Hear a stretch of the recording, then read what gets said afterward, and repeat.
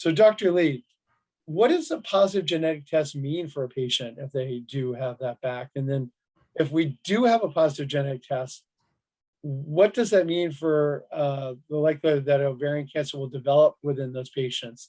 And then if I have a negative test result, what does that potentially mean for me as a patient with ovarian cancer?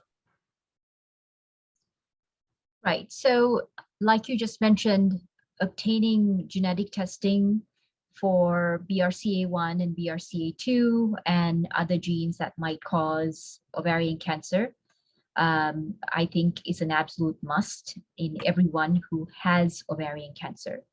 And, it really is an interesting point as to who should get tested if they don't have ovarian cancer. And if they do get tested, what does that test result mean?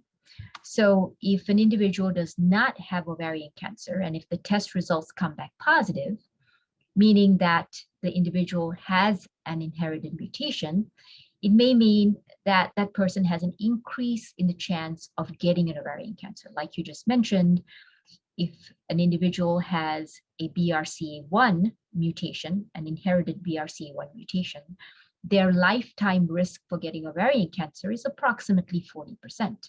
With BRCA2, the lifetime risk is approximately 20%.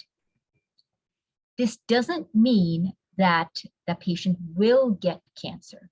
It doesn't mean that there's an automatic 100% chance of getting ovarian cancer. And there are ways to cut this risk down even further.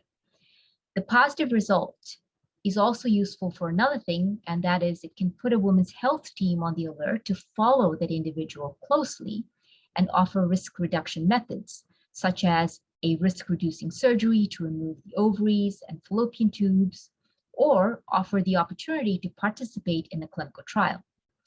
Unfortunately, there are no effective tests to detect ovarian cancer at an early stage. And therefore, if someone does have a genetic mutation that makes them at a high risk for getting ovarian cancer, the most reliable way to prevent that person from getting ovarian cancer is to offer risk-reducing surgery. Knowing if someone has a positive mutation can also be important from family members in case they decide to get tested as well. Genetic test results aren't always clear-cut.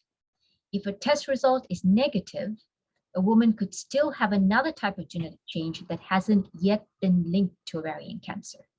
These results are called variants of uncertain significance.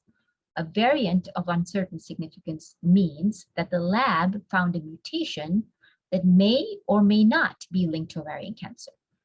If this happens, it's always reasonable to check back with the genetic counselor to determine if there are recent updates on the status of a particular mutation.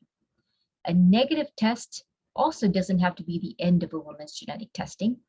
As with an uncertain result, it is advisable to check back with an oncologist or a genetic counselor to see if there are any other options.